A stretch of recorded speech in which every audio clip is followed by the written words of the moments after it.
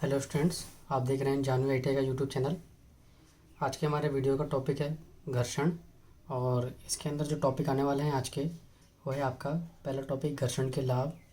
इसके बाद से हम पढ़ेंगे घर्षण से क्या हानियाँ होती है, और फिर इसके बाद में हम पढ़ेंगे घर्षण को कम करने की विधियाँ।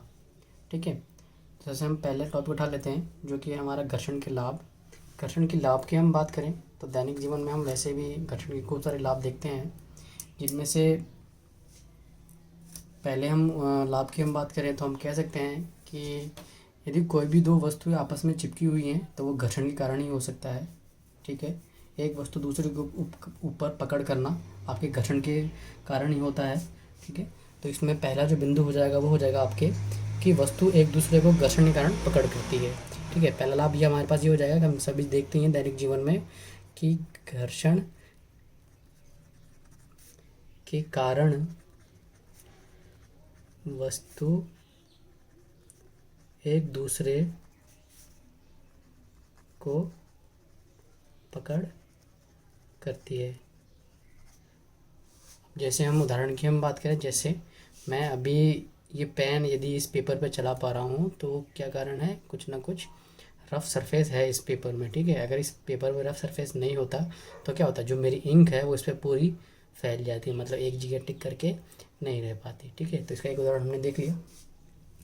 दूसरे उदाहरण की हम बात करें कि हम जो देखते हैं कीलों की हम बात करें, जो कील हम दीवारों में लगाते हैं। ठीक है, तो कील यदि हम दीवारों में ठोक पाते हैं तो इसका कारण क्या है, इसका कारण भी घर्षण ही है। ठीक है, तो हम लिख सकते हैं कि दूसरा कारण हम लिख सकते हैं घर्षण के कारण ही कीलें दीवारों पर रुकती है। ठीक है, तीसरे हम लाभ की हम बात करें, तीसरा लाभ है कि हम अपने हाथ से यदि कोई भी काम कर रहे हैं, ठीक है, मैंने हाथ में पेन पकड़ा हुआ है, यूँ पकड़ा हुआ है, चाहे यूँ पकड़ा हुआ है, तो ये कब तक क्यों मेरे हाथ में टिक पा रहा है, ये इसलिए मेरे हाथ में टिक पा रहा है। क्यों? क्योंकि मैं कुछ ना कुछ घर्षण बल जो है इसमें कार्य कर रहा है। ठीक है, तो इसी कारण जो है मैंने ये पेन पकड़ा हुआ, नहीं तो ये मेरा हाथ से कभी कभी का फिसल के गिर गया होता। जैसे हम बात करते हैं बटर्स, अगर हम बटर को हाथ में पकड़ें, ठीक है, अगर मैं कुछ बटर को यूँ उठाना चाहूँ जल्दी से, तो क्या उठ पाता है? वो जल्दी से नहीं उठ पाता है। ठीक है, क्यों उठता है? क्योंकि हम देखते हैं उसकी जो सरफेस है, उसकी जो सतह है बहुत ही चिकनी हो जाती है, जिसकी वजह से हम उसको पकड़ नहीं पाते हैं। ठीक है, तो इसका तीसरा लाभ आपके हो जाएगा कि रस्सी को हाथ से पकड़, रस्सी की जो पकड़ है, ठीक है, घर्षण के कारण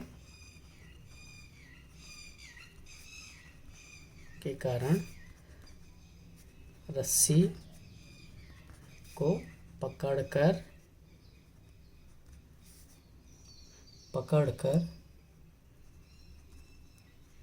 कोई वस्तु उससे बांधकर खींच सकते हैं। ठीक है, चौथे हम बात करें चौथे लाभ की, तो फाइल जो हमने रेती जब देखते हैं उनके रेती जब हम देखते हैं तो क्या होता है, उसके टीथ होते हैं, यानी उसके दांत होते हैं। ठीक है, तो उन दांतों के कारण ही वो जो रेती है दूसरी वस्तु को काट पाती है। जैसे अपन बात करें कि एक हमारे पास लोहे का एक ब्लॉक है और एक रेती है। ठीक है, तो क्या होगा, यदि आप दोनों को एक दूसरे के ऊपर रगड़ोगे तो क्या होगा, रेती जो है लोहे के ब्लॉक को काट देगी। क्यों काट देगी? क्योंकि हम जानते हैं कि उसमें पकड़ करने की जगह है, मतलब उसमें जो टिथ है, जो दांत बने हुए हैं, ठीक है, वो उस प्लेन वाले लोहे पे बार बार ऊपर नीचे या आगे पीछे चलेगी, जिसके कारण क्या होगा कि वो उसमें काट बनाएगी, मतलब उसको काटने लग जाएगी। ठीक है, तो चौथा इसका लाभ हो गया कि जो रेतियाँ बनती है वो घर्षण के लाभ के कारण ही उपयोगी होती है। ठीक है, पांचवें हम उदाहरण की हम बात करें, चौथा उदाहरण लिख लिया हमने, देख लिया कि भाई रेती चौथा उदाहरण हो गया। ठीक है, पांचवें उदाहरण की हम बात करें तो पांचवें उदाहरण हम ले सकते हैं कि जो गाड़ियों का चलता हुआ पहिया है, ठीक है, उस पर हम ब्रेक लगाते हैं तो वो क्यों रुकता है? घर्षण के कारण। ठीक है, तो हम लिख सकते हैं कि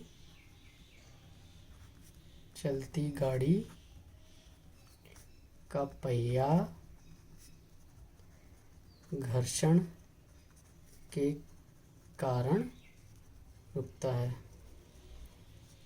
ठीक है, जो कि हम सब देखते ही हैं। ठीक है, इसके बाद से हम छठे लाभ की हम बात करें तो छठे लाभ इसमें ये कहता है कि तारों पर बेरोंजा रेजिन से घर्षण बढ़ाते हैं। ठीक है, तार जो होते हैं बहुत ही चिकने होते हैं, जिसके कारण उनमें पकड़ नहीं हो पाती है। ठीक है, तो उन पर बेरोंजा यानी रेजिन का जो है लेप उस पर किया जाता है। ठीक है, तो ये हमारे पास कुछ उदाहरण थे 1 2 3 4 और 5 कि भाई घर्षण क्या क्या क्या लाभ हो सकते हैं। अब हम घर्षण की हानियों की हम बात करें।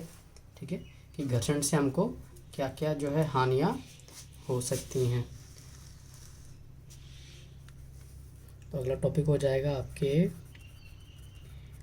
घर्षण से हानियाँ। ठीक है, इसमें नंबर 1 पॉइंट की हम बात करें तो ये क्या कहता है, ये कहता है कि मशीनों की बहुत सी शक्ति जो है घर्षण के कारण आपके व्यर्थ हो जाती है, मतलब उपयोगी नहीं रह पाती। हम देखते हैं कोई मशीन यदि कार्य कर रही है, ठीक है, उसमें यदि घर्षण बल ज़्यादा है तो हमें एफिशिएंसी जो है उसकी दक्षता जो है कम मिलेगी। ठीक है, इसी वजह से हम क्या करते हैं उसमें लुब्रिकेंट या स्नेहक का प्रयोग करते हैं ताकि चिकनी सतह बनी रहे और हमारे पास जो है आउटपुट अधिक निकल कर गया है। जैसे कि हम देखते हैं हम साइकिलिंग वगैरह यदि करते हैं, ठीक है, तो साइकिलिंग हम करते हैं तो हम देखते हैं चैनों में हम ग्रीस या ऑयल लगाते हैं। तो क्यों लगाते हैं, क्योंकि हम जानते हैं जब बेरिंग आपका उसमें जो है फ्री व्हील जो है फ्री व्हील जब उसमें चलेगा तो उस पर क्या होगा, रगड़ करेगा। रगड़ करने की वजह से आपकी घर्षण, यदि आपने उसमें ग्रीस लगा रखा है तो कम होगा और नहीं लगा रखा है तो ज़्यादा होगा। ठीक है, तो इसमें पहली हानि होगी कि मशीनों की शक्ति व्यर्थ हो जाती है। ठीक है, अगली हम हानि की हम बात करें तो अगली हानि क्या कहती है कि घर्षण से हीट उत्पन्न होती है, घर्षण से ऊष्मा उत्पन्न होती है, जो कि हानिकारक होती है, ऊष्मा उत्पन्न होती है। ठीक है, जो कि दो तलों को खराब भी कर सकती है। जैसे दो तल आपस में रगड़ खा रहे हैं, ठीक है, तो यदि उनके बीच में घर्षण अधिक है तो क्या होगा, उसमें ऊष्मा उत्पन्न होगी और ऊष्मा उत्पन्न होने के कारण वो आपके गर्मी पैदा करेगा, जिसके कारण उसके जो तल हैं वो खराब हो सकते हैं। ठीक है, और हम तीसरी हानि की हम बात करें, तीसरा हानि ये कह रहा है कार्य में अधिक समय लगता है व लागत बढ़ जाती है। ठीक है, यदि घर्षण यदि ज़्यादा हो रहा है किसी मशीन में तो हम जान सकते हैं कि कार्य करने में ज़्यादा समय लगेगा, कार्य करने में ज़्यादा समय लगेगा। ठीक है, इसके लास्ट उदाहरण की हम बात करें, लास्ट हानि की हम बात करें तो इसमें ये हो सकता है कि मशीनों की जो दक्षता है वो कम हो जाएगी। जैसे कि हमने पहली बात की, मशीनों की दक्षता कम हो जाती है। ठीक है, तो ये कुछ उदाहरण थे हमारे घर्षण से होने वाली हानियों के। बाकी हम और भी कई उदाहरण जो है अपने दैनिक जीवन में देखते रहते हैं। ठीक है, अब हम आगे हम बात करें कि घर्षण के हमने लाभ भी पढ़ लिए, घर्षण की हमने हानियाँ भी देख ली, तो अब हम घर्षण को कम करने की विधियाँ क्या हो सकती हैं। ठीक है, कि घर्षण को कम करने की विधियाँ,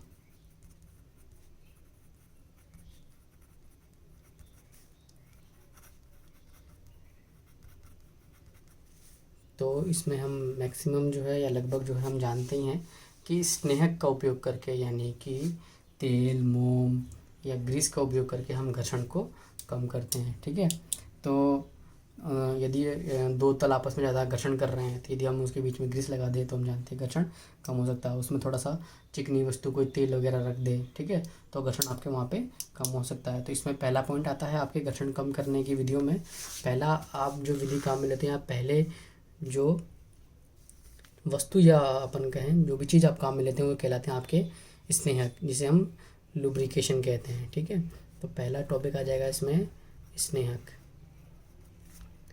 या लुब्रिकेशन। ठीक है, अब स्नेहक या लुब्रिकेशन क्या होता है, ये क्या होता है कि घर्षण के कारण होने वाली हानियों से बचने के लिए हम स्नेहक या लुब्रिकेशन का उपयोग करते हैं। ठीक है, अब इसमें स्नेहक भी है जो है आपके अलग अलग प्रकार के होते हैं, हम वो आगे हम पढ़ेंगे स्नेहक जो है क्या क्या प्रकार के होते हैं। अब स्नेहक है क्या, स्नेहक कहने का मतलब केवल इतना सा है कि वो वस्तु या वो पदार्थ, ठीक है, अब वो चाहे ठोस हो चाहे तरल हो, जो कि आपके दो तलों के बीच की जो घर्षण है उसमें कम कर दे रही है। ठीक है, तो हम इसमें कह सकते हैं कि वह पदार्थ जो दो तलों के मध्य घर्षण कम करने हेतु उपयोग में आता है स्नेहक कहलाता है। ठीक है, अब ये भी स्नेहक जो है आपके अलग अलग प्रकार का होता है। आगे हम देखेंगे कि स्नेहक आपके किस किस प्रकार का होता है। ठीक है, तो अगला हम टॉपिक डाल लेते हैं, स्नेहक के प्रकार, यानी डिफरेंट टाइप ऑफ लुब्रिकेंट्स। ठीक है, या टाइप्स ऑफ लुब्रिकेंट्स। तो इसमें हम पहले स्नेहक की हम बात करें तो पहला स्नेहक हमारे पास आता है लिक्विड, यानी द्रव्य स्नेहक। अब द्रव्य स्नेहक के रूप में हम ऑयल काम में लेते हैं। ठीक है, तो इसमें हो जाएगा आपके लिक्विड लुब्रिकेंट।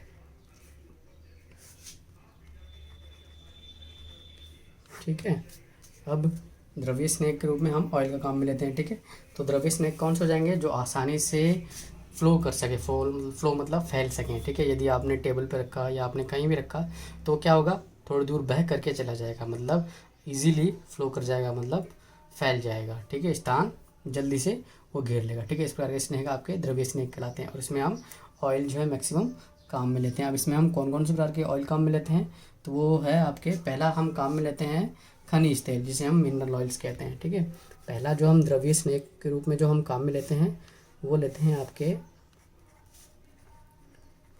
खनिज तेल, यानी मिनरल ऑयल।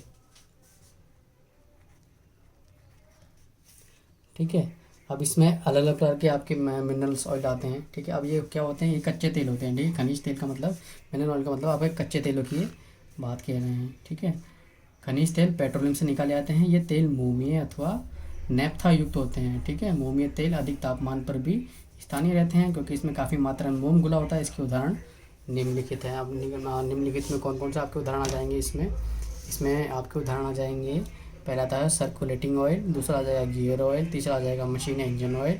ठीक है, चौथा आ जाएगा आपके रेफ्रिजरेशन ऑयल, पांचवा आ जाएगा आपका स्पिंडल ऑयल, छठा आ जाएगा आपका स्टीम सिलेंडर ऑयल और सातवां आ जाएगा आपके wire rock oil.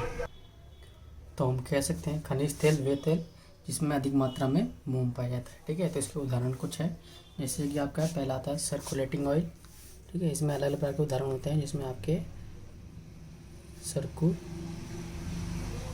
Circulating oil आ जाएगा। ठीक है, मशीन ऑयल आ जाएगा। ठीक है, गियर ऑयल आ जाएगा।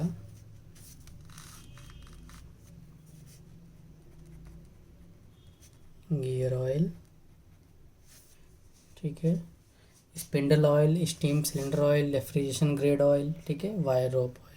इस प्रकार से इसमें खनिज तेलों में इस प्रकार से आपके अलग अलग उदाहरण होते हैं। ठीक है, ये अलग अलग नाम हैं इनके और नाम के साथ इनके कुछ नंबर भी होते हैं।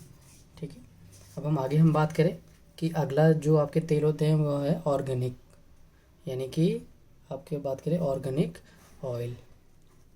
ये जो ऑर्गेनिक आपके तेल जो हैं, ये तेल पशुओं और वनस्पति और मछली आदि से निकाले जाते हैं। ठीक है, तो अगला टॉपिक हो जाएगा आपके ऑर्गेनिक तेल या ऑयल। ठीक है, अब ये कहाँ से प्राप्त किए जाते हैं, ये जो आपके पशु और वनस्पति से प्राप्त किए जाते हैं। ठीक है, अब ये जो आपके खनिज ऑर्गेनिक ऑयल होते हैं, ठीक है, ये तेल ऊष्मा के कारण सरलतापूर्वक अपने गट्ठों में विच्छेदित हो जाते हैं। मतलब यदि आप इसमें तापमान यदि बढ़ाओगे तो सरलता से जो है ये अपने घटकों में टूट जाते हैं। ठीक है, ये निम्न ताप पर गोंद के रूप में ऑक्सीकृत होने की प्रवृत्ति रखते हैं। यदि आप तापमान कम रखोगे, ठीक है, तो ये गोंद के रूप में आपको चिपचिपा सा एक पदार्थ जो है देखने को मिलता है। ठीक है, और ऑर्गेनिक तेलों में अल्कोहल तथा वसा अम्ल विद्यमान होते हैं। आप बात कर सकते हैं कि इसमें जो है आपके अल्कोहल तथा वसा ऑयल अधिक पाया जाता है। अधिक मात्रा में पाया जाता है। ठीक है, इसके लिए हमें जो इनका उपयोग है भारी लोड की वस्तु के लिए कहते हैं, जिनमें आप खनिज तेल का उपयोग नहीं कर सकते हो। ठीक है, वहाँ पर जो है आप इसका उपयोग किया जाता है। ठीक है, अब अगला हम टॉपिक देखें। हम अगला हमारे पास जो ऑयल आता है वो है आपके सिंथेटिक ऑयल। ठीक, अब ये तो ऑर्गेनिक था। आप सिंथेटिक क्या होता है कि मिक्सचर से आप बनाएंगे, उसके खुद स्वयं जो आप उससे तैयार कर रहे हैं। ठीक है, और सिंथेटिक ऑयल की हम बात करें, सिंथेटिक ऑयल जो है आपके महंगे होते हैं। क्यों महंगे होते हैं? क्योंकि वो मानव निर्मित होते हैं। ठीक है, इसकी वजह से वो महंगे होते हैं। उनका उपयोग भी आपके कम प्रकार से किया जाता है। सिंथेटिक ऑयल ये जो है आपके दो प्रकार के यौगिक होते हैं। एक तो होता है आपके पोला अल्काइन ग्लाइकोल तथा दूसरा होता है आपके सिलिकॉन। ठीक है, इस प्रकार से इन दोनों प्रकार के यौगिकों से जो है सिंथेटिक ऑयल आपके तैयार किया जाता है। तो अगला आपका हो जाएगा सिंथेटिक ऑयल। ठीक है, ये क्या होता है? ये आपके मानव निर्मित होता है। ठीक है, जो कि आपके पोला अल्काइन ग्लाइकोल तथा सिलिकॉन से मिलकर के बनाया जाता है। ठीक है, अब हम बात करें। अगला जो ऑयल आपके आता है वो है आपके ब्लेंडेड ऑयल, यानी ब्लेंडेड तेल। खनिज स्नेहकों को भारी बनाने तथा उनकी श्यानता यानी विस्कोसिटी यानी गाढ़ापन बढ़ाने के लिए उसमें 5 से 20% तक फैटी ऑयल मिला दिया जाए तो इस प्रकार का जो ऑयल है आपके ब्लेंडेड ऑयल कहलाता है। ठीक है, मतलब क्या है? मतलब कहने का ये ब्लेंडेड ऑयल का मतलब ये है कि खनिज तेल जो है उसकी विस्कोसिटी यानी उसका जो गाढ़ापन है उसकी मात्रा को बढ़ाने के लिए जब आप उसमें 5 से 20% तक फैटी ऑयल यानी वसा तेल जो है यदि आप उसमें मिला देंगे तो आपका जो ऑयल बन करके आएगा वो आपका ऑयल जो बन करके आएगा वो आएगा कौन सा? Blended oil. Blended oil. ठीक है, तो इसमें 5 से 20%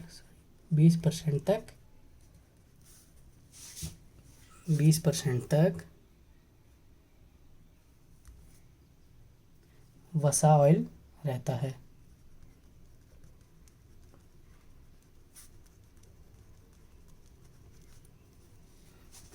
तो ये कैसे बनता है? ये बनता है आपके खनिज तेल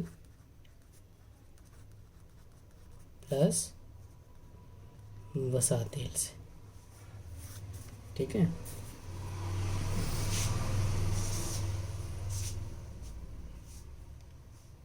तो इनको आप ब्लेंडेड ऑयल भी कह सकते हैं या आप इसको कह सकते हैं कंपाउंड ऑयल भी।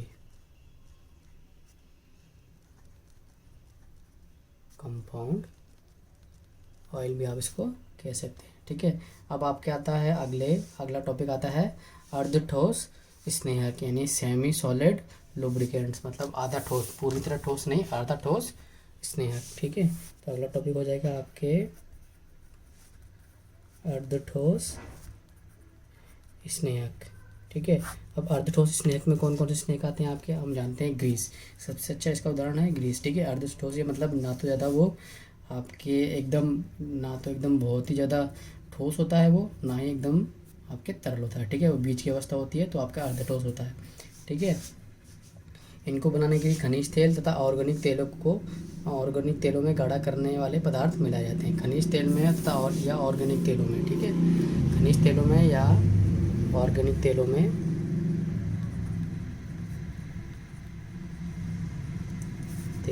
या ऑर्गेनिक तेल में गाढ़ा करने वाले पदार्थ जो है मिलाए जाते हैं।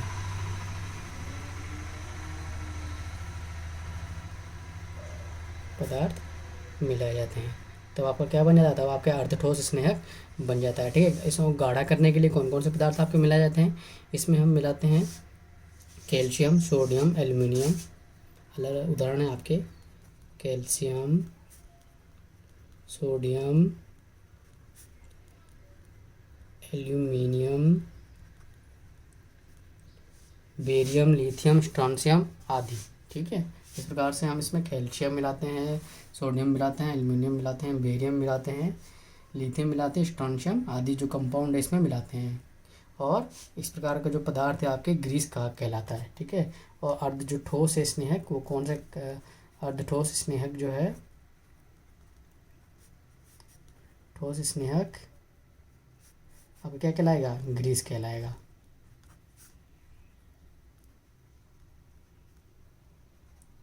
ठीक है। अब हम बात करें अगला टॉपिक सॉलिड लुब्रिकेंट्स यानी ठोस स्नेहक की। तो ठोस स्नेहक मतलब कि वो एकदम ठोस है आपका, ना तो एकदम तरल है और ना ही बीच की अवस्था है, वो एकदम ठोस है। जैसे हम बात करें कि आप किसी जगह पर साबुन की यदि टिकिया काम में ले रहे हैं तो आपके ठोस स्नेहक के रूप में आएगी। ठीक है। तो बड़ी बड़ी जो आपकी मशीनें होती है, जैसे पावर प्रेस मशीनें, कोई हैमर ऊपर से चल रहा है, ठीक है, हैमर मशीन। ठीक। तो ये जो बड़ी बड़ी मशीनें हैं इनमें आप जो ठोस स्नेहक का उपयोग करते हैं। ठीक है।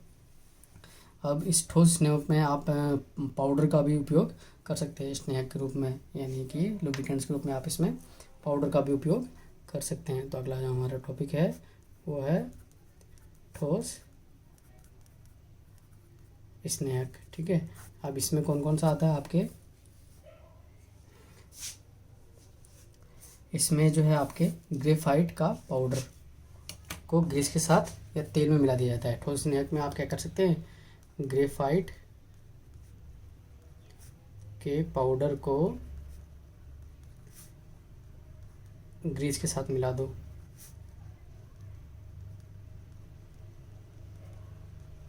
ठीक है। तो इस प्रकार का जो स्नेहक आपके ठोस स्नेहक कहलाएगा। ठीक है। कभी कभी सोप स्टोन, मतलब यदि आप सोप जो साबुन की जो भट्टी है उसको आप यदि काम में लोगे, ठीक है, तो भी आपका ठोस स्नेहक के रूप में काम में आता है। ये पावर प्रेस मशीनें जो होती है, ठीक है, जो प्रेसिंग मशीन, जैसे हम बात करें कि ऊपर से ऐसे ही नीचे कोई एक ब्लॉक रखा हुआ है, ऊपर से एक हैमर जो है, बहुत बड़ा हैमर मशीन के द्वारा बार बार अप और डाउन होता है। ठीक है। इस प्रकार से ये नीचे आ रहा है। ठीक है। तो यहाँ पे जो ये किसी एक स्पिंडल के थ्रू ऊपर जो नीचे होगा, ठीक है, पिस्टन के थ्रू ऊपर नीचे होगा, इस पिस्टन में काम में लेने के लिए आप क्या ठोस स्नेहक का उपयोग करते हो। ठीक है।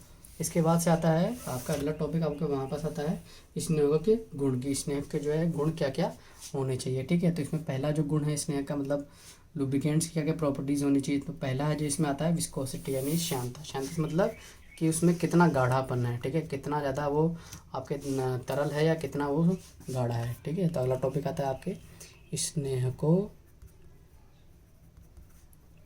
के गुण। अब इसमें पहला जो नाम आता है वो है आपका विस्कोसिटी या श्यानता। ठीक है। अब इसमें आप उदाहरण देखते ही हैं, जैसे हम बात करें पानी की, वो कितना ज़्यादा आसानी से जो है एक जगह से दूसरे स्थान पर फैल सकता है या कह सकता है बह सकता है। ठीक है। उसी जगह पर यदि आप ग्रीस डाल दें तो क्या वो आसानी से एक स्थान से दूसरे स्थान बह के चला जाएगा, नहीं जाएगा। ठीक है। ये जो बहने की प्रवृत्ति है, मतलब या फिर फैलने की जो प्रवृत्ति है, वो आपकी कहलाती है क्या, विस्कोसिटी। ठीक है, या श्यानता कहलाती है। ठीक है। अब दूसरा जो पॉइंट आता है आपके, तो इसमें हम कह सकते हैं बहने की प्रवृत्ति या आपकी विस्कोसिटी कहलाती है। दूसरा आता है आपका ज्वलन तथा दहन बिंदु। अब दूसरी बात हमें क्या याद रखनी होगी कि जो आपके स्नेहक हम काम में लेने जा रहे हैं उनका ज्वलन बिंदु या दहन बिंदु अत्यधिक होना चाहिए। ठीक है। क्योंकि हम जानते हैं क्या कि उच्च होना चाहिए, कि दो तल यदि आपस में घर्षण कर रहे हैं तो बीच में ऊष्मा उत्पन्न होगी। ऊष्मा उत्पन्न होने से क्या होगा, ऊष्मा उत्पन्न होने से ये आपके जो लुब्रिकेंट आपने यूज़ में लिया है, यदि उसका ज्वलन बिंदु या दहन बिंदु कम है तो उसमें क्या हो सकता है, आग लग सकती है। ठीक है। जिससे हमारी मशीन जो है ख़राब हो सकती है। तो हम कह सकते हैं कि इनका ज्वलन या दहन बिंदु उच्च होना चाहिए। ठीक है। अब दूसरा आता है धारा बिंदु। धारा बिंदु क्या होता है, धारा बिंदु वह न्यूनतम तापमान है जिस पर कोई तेल प्रवाहित हो सके, मतलब जो लोएस्ट टेम्परेचर है जिस पर वो प्रवाहित हो सके। ठीक है। वो आपका कहलाता है क्या, धारा बिंदु, मतलब उसकी एक धार बन सके। धारा बिंदु क्या होता है, वह न्यूनतम तापमान जिस पर तेल प्रवाहित हो सके।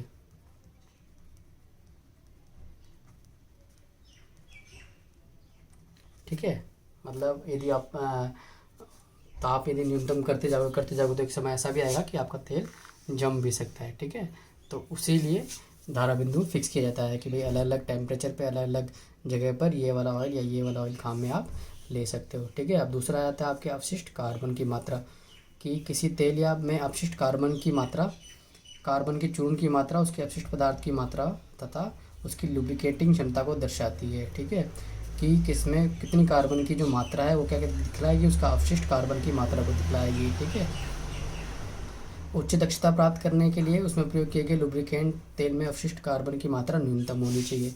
ठीक है, तो क्या होना चाहिए, यदि आपको दक्षता उच्च चाहिए इससे, तो अपशिष्ट जो कार्बन की मात्रा है वो क्या होनी चाहिए, वो कार्बन मात्रा न्यूनतम होनी चाहिए। किसी भी लुब्रिकेंट में क्या होनी चाहिए, न्यूनतम होनी चाहिए, क्योंकि हम जानते हैं यदि कार्बन ज़्यादा होगा, कार्बन अगर किसी में भी ज़्यादा हो सकता है तो उसका ज्वलन बिंदु या दहन बिंदु कम होगा तो उसमें आसानी से आपके जो है आग पकड़ लेगा। ठीक है, अब हम अगले टॉपिक की हम बात करें कि अगला पॉइंट क्या होना चाहिए उसमें, तो जल मिश्रणता और जल पृथकता, मतलब जल में कितनी आसानी से वो घुल सकता है और जल से कितना वो दूर रह सकता है। ठीक है, तो ये भी आपको अलग अलग ध्यान रखना है कि भाई वो जल में जो है बहुत आसानी से नहीं घुलने वाला होना चाहिए। ठीक है,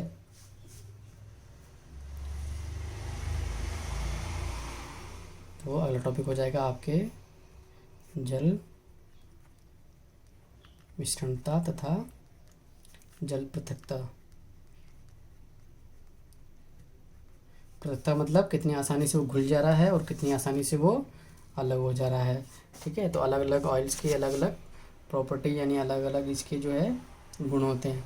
ठीक है, जल मिश्रणता किसी लुब्रिकेंट तेल का वह गुण है जिसके कारण वह जल के साथ शीघ्र ही मिश्रित हो सके और एक समान तथा लगभग स्थायी मिश्रण बना सके। ठीक है, और पृथकता क्या होता है कि आप उसे आसानी से, जिसके कारण उस गुण के कारण उसे आप आसानी से दूर, जल से दूर रख सकते हैं। मतलब यदि आप उस पर ऑयल और जल को मिश्रण करने की कोशिश करोगे तो उतनी ही जल्दी वो दूर हो पाएगा, मतलब उसमें मिलेगा नहीं और वो दूर रह सकेगा।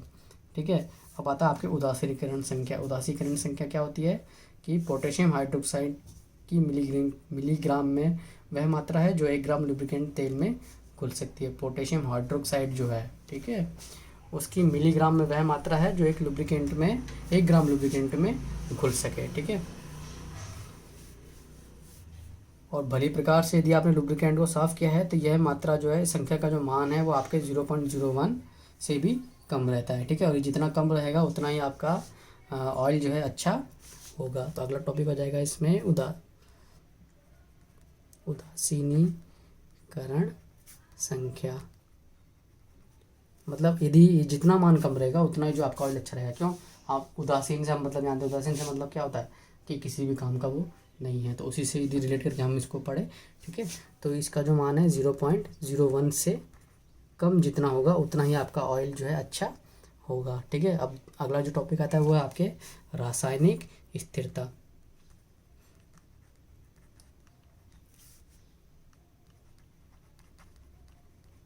अब रासायनिक स्थिरता से मतलब है कि जिसके कारण वे अपना संगठन तथा अपना अस्तित्व बनाए रखते हैं तथा कार्य के प्रभाव से विघटित नहीं होते। ठीक है, कि किसी भी कारण जो है वो अपना विघटन ना होने दे। ठीक है, यदि तापमान बढ़ रहा है तो ऐसा नहीं कि वो अपने अवयवों में टूट गया, ठीक है, अपने घटकों में टूट गया, ऐसा नहीं होना चाहिए। ठीक है, या फिर उस पर यदि भार पड़ रहा है तो भार पड़ने की वजह से वो अपने अलग अलग अवयवों में टूट गया, अपने घटकों में टूट गया। जैसे 2 कंपाउंड हो, यदि 2 यौगिकों से मिलकर के वो बना हुआ है, ठीक है, तो अपने अलग अलग यौगिकों में टूट जाए, इस प्रकार से वो नहीं होना चाहिए। ठीक है, तो हम इसमें कह सकते हैं कि अपना अस्तित्व बनाए रखते हैं तथा कार्य के प्रभाव से विघटित नहीं होते हैं। अस्तित्व बनाए रखना।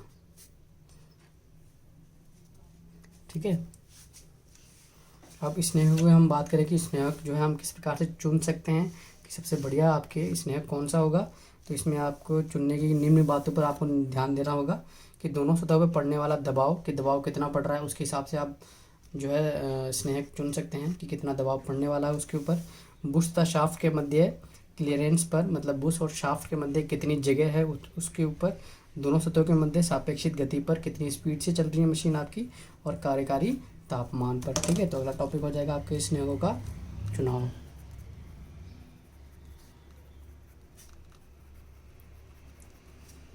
तो इसमें क्या क्या हो जाएगा, इसमें आपके अलग अलग पॉइंट हो जाएंगे, जो कि हैं पहला, दोनों सतहों पर पड़ने वाले दबाव पर, दोनों सतहों पर पड़ने वाले दबाव पर।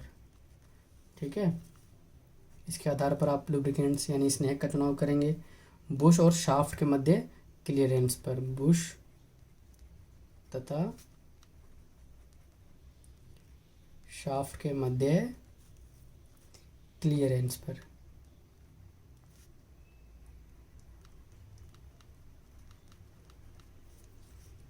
ठीक है, दोनों सतहों के मध्य सापेक्ष गति पर, दोनों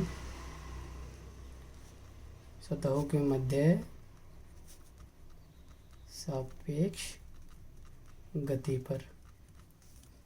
ठीक है, और कार्यकारी तापमान पर यानी वर्किंग टेम्परेचर पर, कार्यकारी तापमान पर। तो ये जो निम्न बातें हैं, इन बातों को ध्यान में रखकर हमें अपने स्नेहक का चुनाव करना चाहिए। ठीक है, तो ये जो घर्षण जो टॉपिक था, इसमें ये निम्न अलग अलग टॉपिक थे। आई होप आपको समझ में आए होंगे। ठीक है, यहाँ पे हमारा घर्षण वाला जो चैप्टर है वो ख़त्म हो जाता है।